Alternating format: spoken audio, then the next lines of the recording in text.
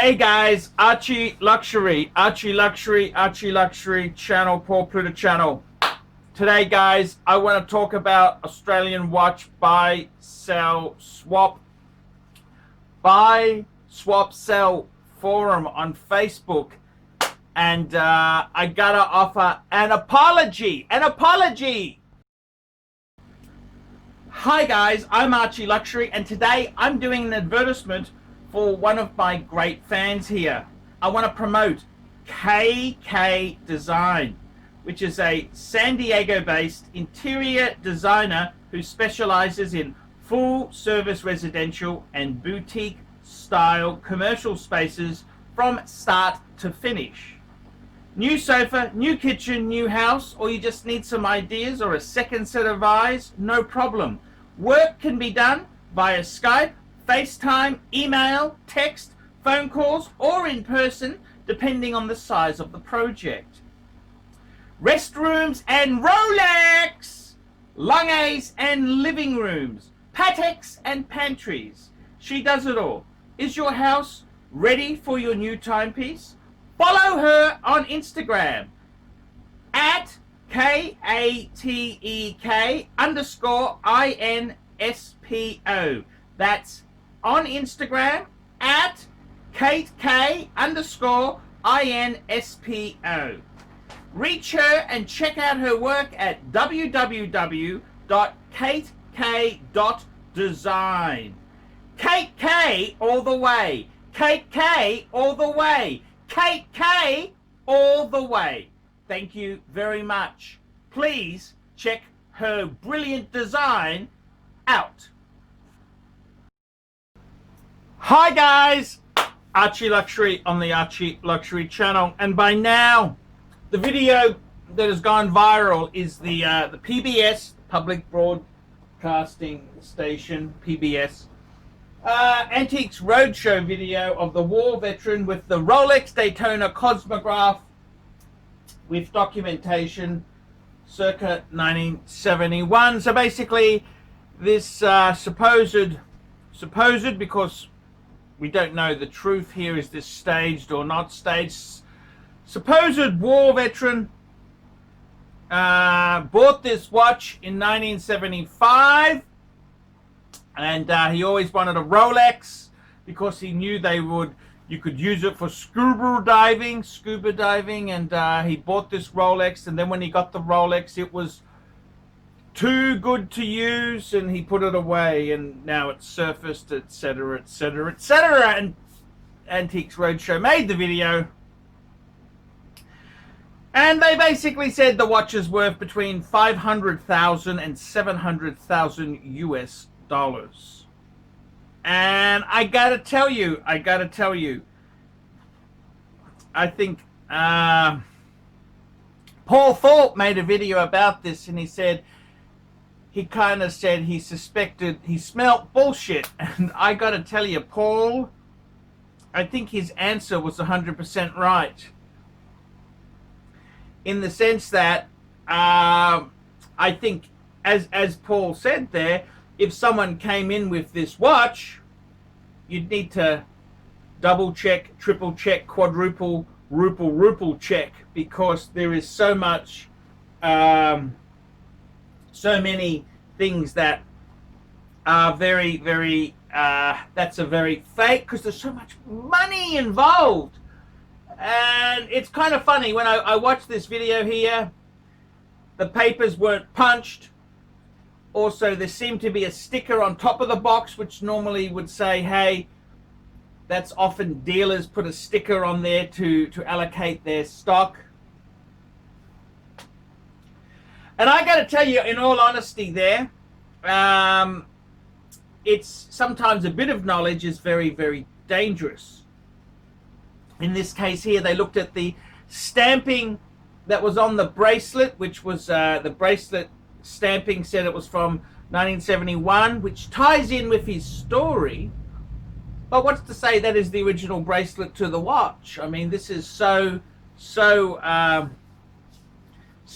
tricky to determine. So just because this guy looks and smells the part doesn't always mean it is. So you've got to be a little bit careful with these things here. And I think Antiques Roadshow really, you'd have to go to an absolute, this is kind of a piece which you would want to do some more research on. And I'm fairly skeptical as far as these unworn, never used pieces there. It even had the sticker on the back. And I gotta be honest with you,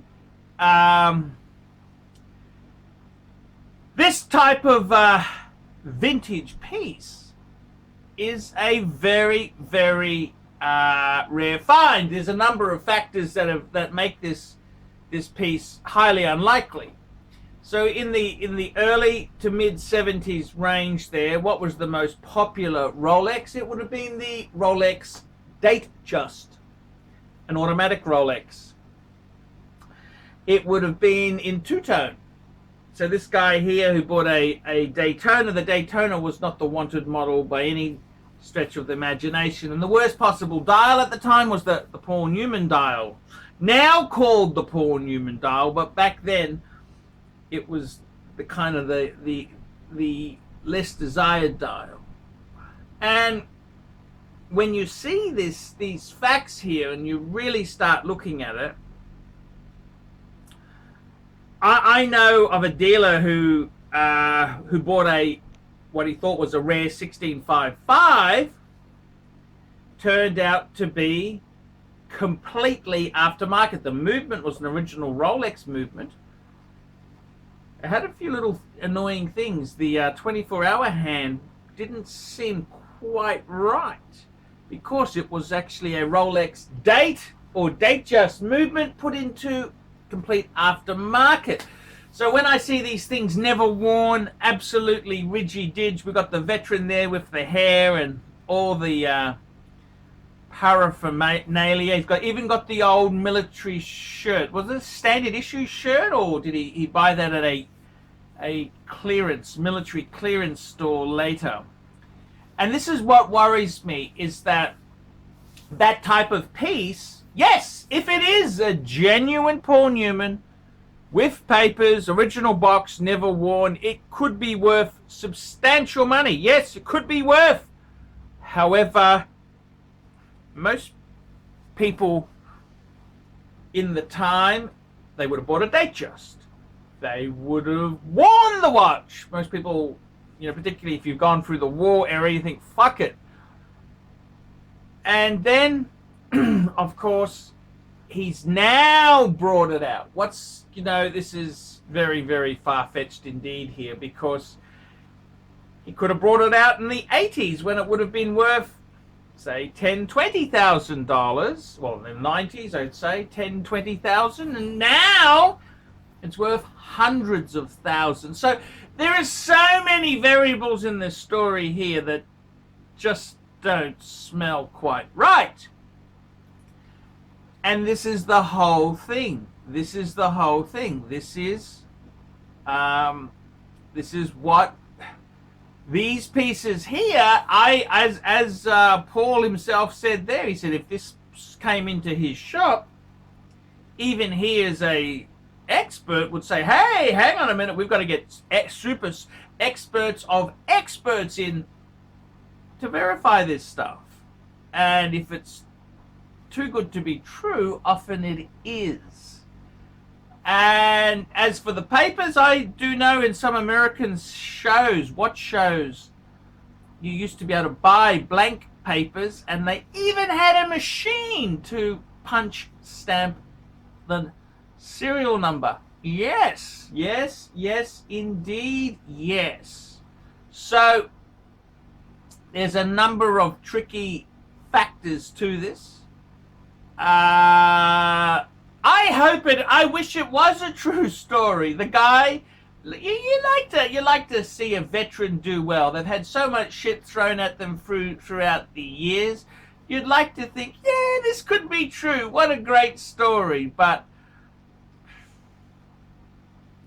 unfortunately, television being what it is, even PBS, I think it's probably bullshit. And that's kind of how the cookie crumbles. So it is unfortunate. It's unfortunate. You'd like these stories to be true. I'd like every veteran to have a $700,000 Daytona tucked away for their retirement. Yes, indeed. We would all like that. But the reality is it's not quite that easy. And if he likes scuba diving, what the fuck was he buying a Daytona? If you're going to go scuba diving, wouldn't you buy a 5513? Isn't that what you'd buy? You wanted to go scuba diving? I don't understand. This story has so many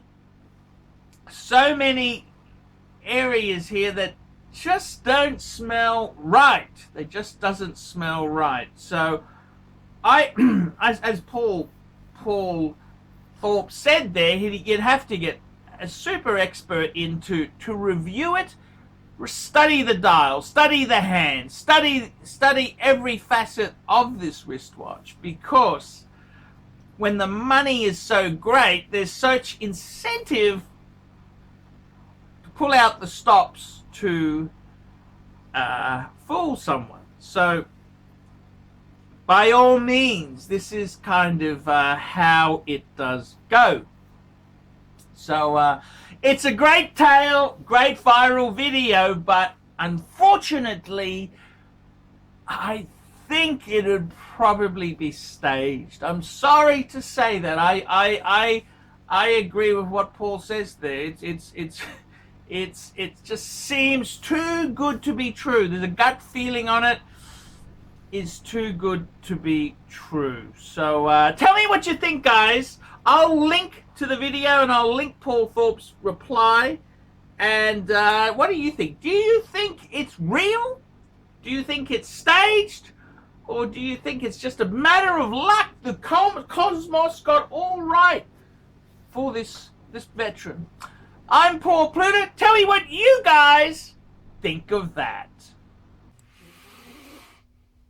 David S.W. David S.W. David S.W. Who does ArchieLuxury recommend is the greatest grey market dealer in America? There's only one choice, David S.W. That's right, guys. I've got to tell you the honest truth.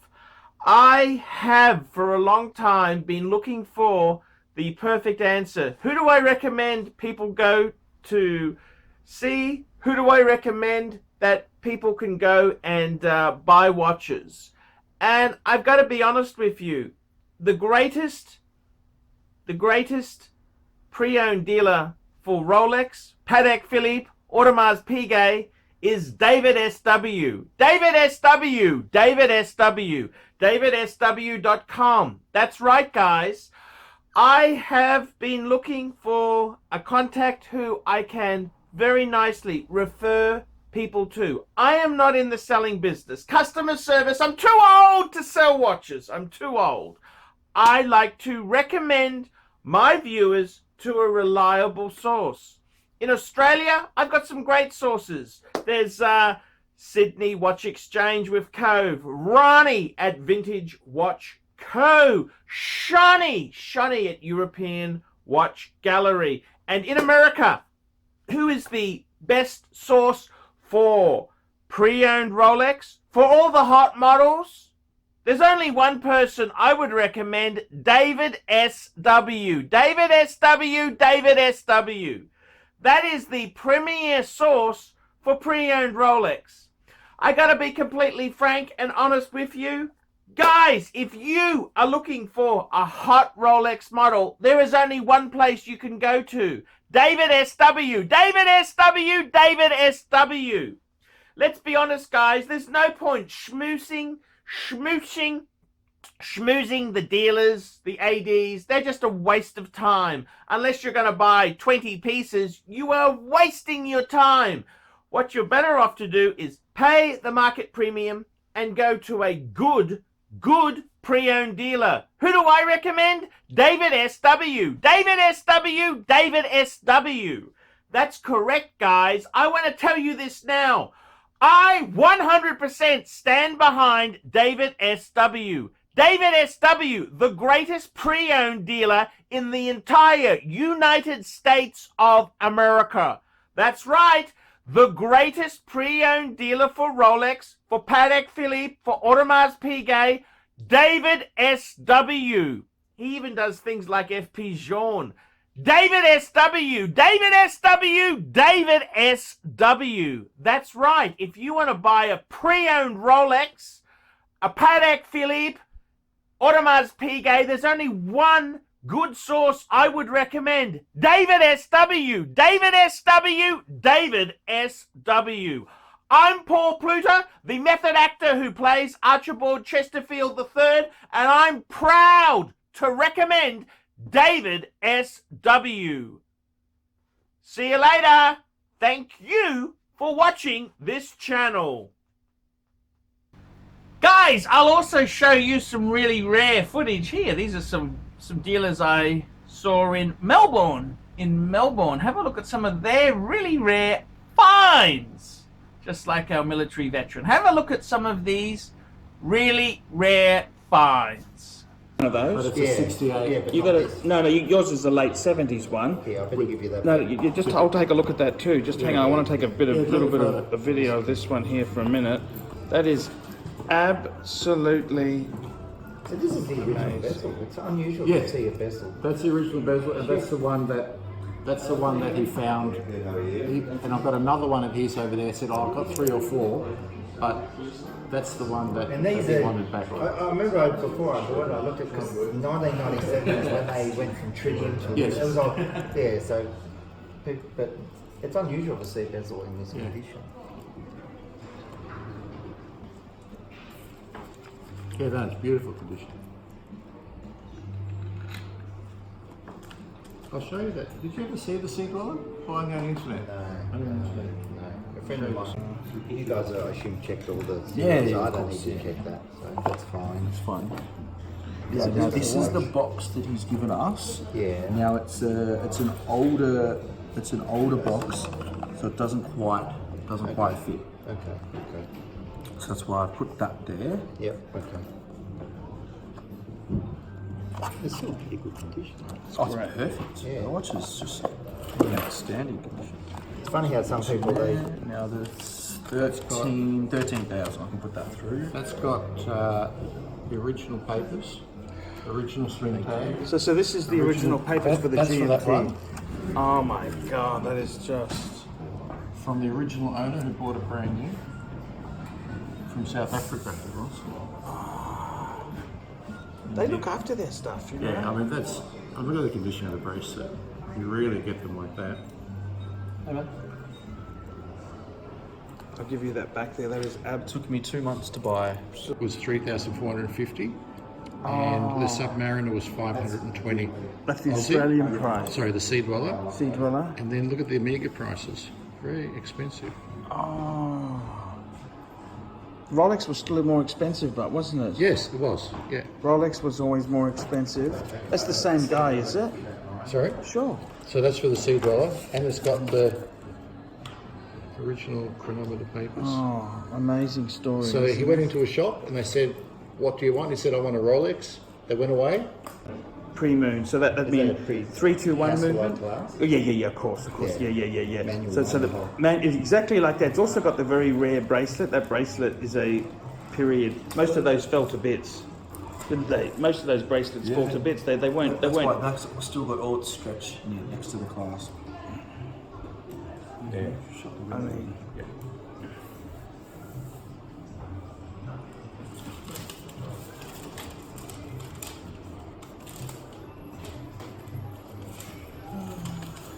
I might just write my name with my address on this one. Yeah, of course, yeah.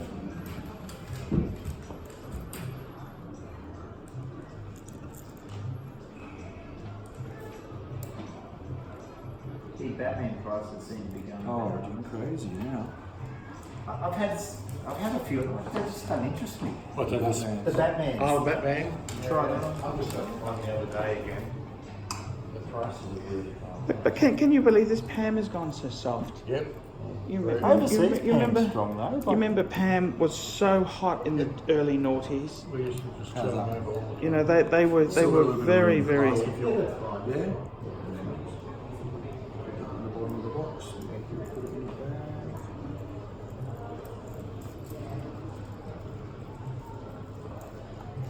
That's very cool.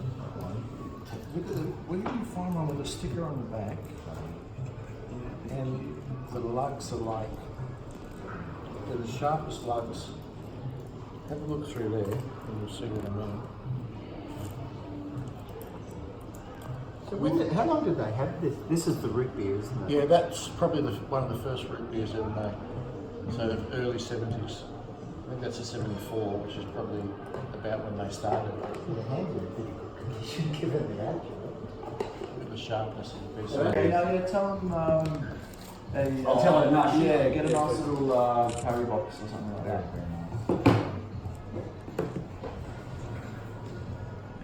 So you can touch it. Hi guys, ArchieLuxury on the ArchieLuxury and the Paul Pruder channel. Today guys, I want to introduce a new company. This is Fame City Property Solutions. That's correct. They're located in Northeast Ohio. And Fame City Property Solutions replaces non-efficient lights with energy-saving LED lighting. Now, I got to tell you, the guys at Fame City, they will install energy-saving LED lights at office buildings, commercial warehouses, home improvement stores, grocery stores, schools, parking lots, and other residential homes. Customers of Fame City Property Solutions can save hundreds and even thousands of dollars on their electricity bills. Now, you can email these guys at famecitypropertysolutions@gmail.com. That's all one word there. famecitypropertysolutions@gmail.com. Fame City Property Solutions, specializing in LED installations. Come on guys, help this business out. Fame City Property Solutions in Northeast Ohio. Come on guys, get on board here now with efficient energy-saving LED lighting. Fame City Property Solutions.